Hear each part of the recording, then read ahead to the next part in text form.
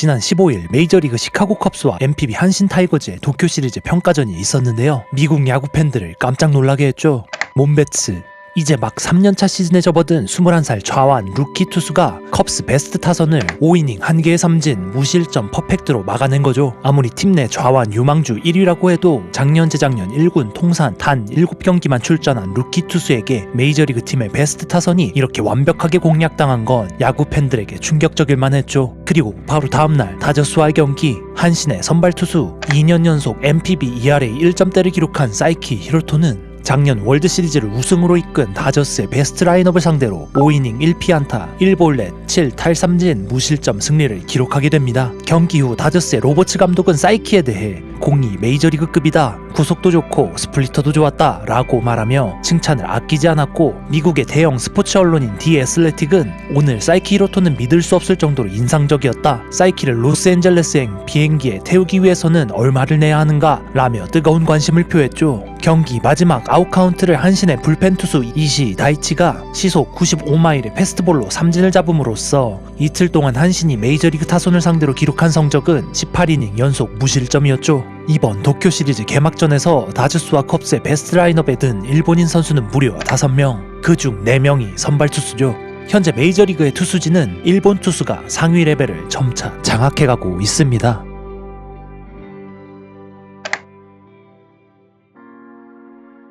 한신이 컵스와 다저스를 상대로 18이닝 무실점을 한 것뿐만 아니라 다저스와 컵스의 개막전 1차전 컵스의 선발 이마나가 쇼타는 4이닝 무실점, 다저스 선발 야마모토는 1실점하긴 했지만 5이닝을 막아줌으로써 선발 투수로서의 역할을 톡톡히 해냈죠.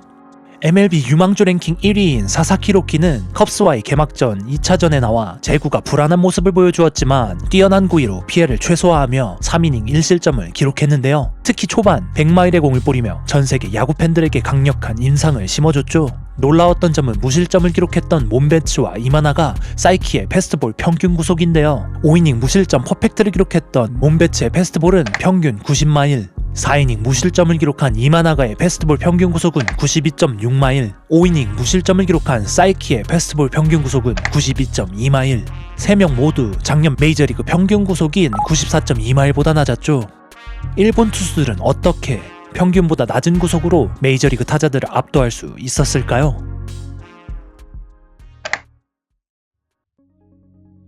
작년 시즌 초반 압도적인 성적으로 메이저리그 타선을 폭격했던 이마나가 쇼타, 뒤로 갈수록 안타를 맞는 모습을 보여줬지만 24시즌 15승 3패 ERA 2.91을 기록하며 데뷔 시즌 놀라운 활약을 펼쳤죠.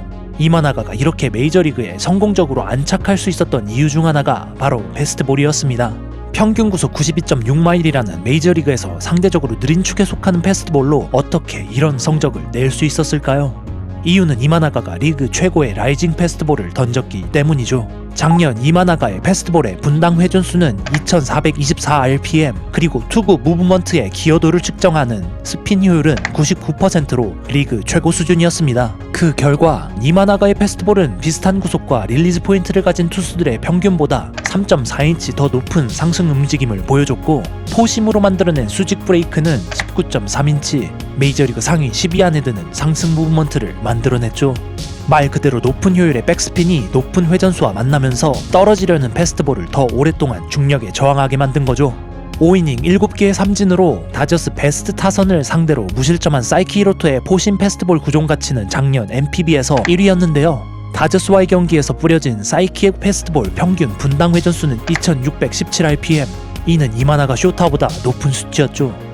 특히 오타니와의 두 번째 매치에서 던진 5개의 패스트볼은 모두 2700rpm을 넘겼죠.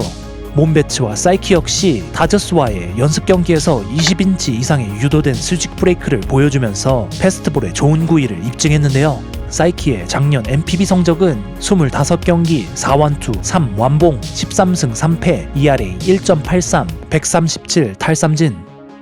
이렇게 일본 상위 클래스 투수들은 메이저리그에서 느린 구속에 속할지 모르지만 뛰어난 상승 무브먼트로 인해 안타를 맞을 확률이 낮은 패스트볼만 뿌린다고 볼 수 있죠.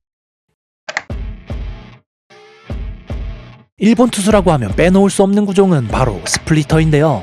현재 메이저리그에서 활약 중인 야마모토 요시노부, 이마나가 쇼타, 센가 코다이, 올해 메이저리그에 데뷔한 사사키 로키, 다저스 상대로 무실점을 기록한 사이키 히로토 모두 스플리터를 주 무기로 활용하고 있죠. 특히 사사키 로키의 스플리터는 어마어마하게 떨어지는 각을 보여주며 메이저리그 타자들의 헛스윙을 유도해내고 있습니다. 올해 신시내티 레즈와의 연습 경기에서 사사키가 던진 스플리터의 회전수는 평균 519 rpm.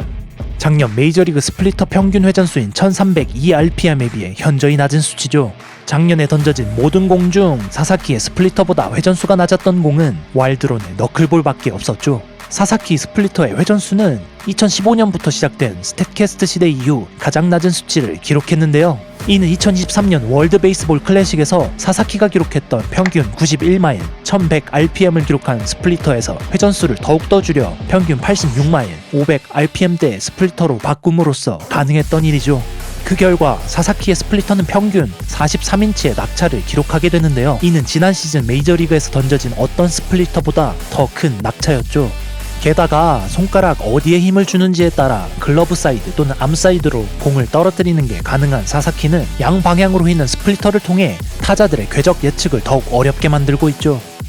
다저스의 로버츠 감독은 이에 대해 이렇게 말했습니다. 어떤 것은 직선으로 떨어지고 어떤 것은 왼쪽으로 휩니다. 어떤 것은 오른쪽으로 휘죠. 타자들은 사사키의 스플리터가 어디로 갈지 모르기 때문에 제대로 맞추기가 어렵습니다. 여기에 평균 98마일대의 패스트볼이 셋업되기 때문에 사사키는 메이저리그 유망주 랭킹 1위에 오를 수 있었죠. 이마나가 역시 메이저리그 평균보다 낮은 1097rpm의 스플리터를 던짐으로써 상승 무브먼트가 좋은 패스트볼과 존 안에서의 높이 차이를 더 벌릴 수 있었고, 그 결과 작년 이마나가의 스플리터는 43.4%의 헛스윙 비율을 기록할 수 있었습니다. 또한 상위 클래스의 일본 투수들은 대부분 제구가 좋습니다. 지난 도쿄 시리즈 평가전 몬베츠와 사이키 역시 뛰어난 핀포인트 제구를 보여주며 타선을 얼어붙게 만들었죠. 이마나가는 컨트롤에 대해 이렇게 말했습니다. 제가 패스트볼로 보려고 하는 가장 중요한 것은 타자의 컨택 포인트를 약간 벗어나게 하는 겁니다. 구속이 왕인 현대야구에서 90마일 초반대의 패스트볼로 메이저리그 타선을 압도하고 있는 일본 투수들, 일본의 투수진은 이제 황금기에 접어든 걸까요? 그렇다면 이 트렌드는 얼마나 지속될 수 있을까요? 여러분의 생각이 궁금합니다. 지금까지 스탐이었습니다.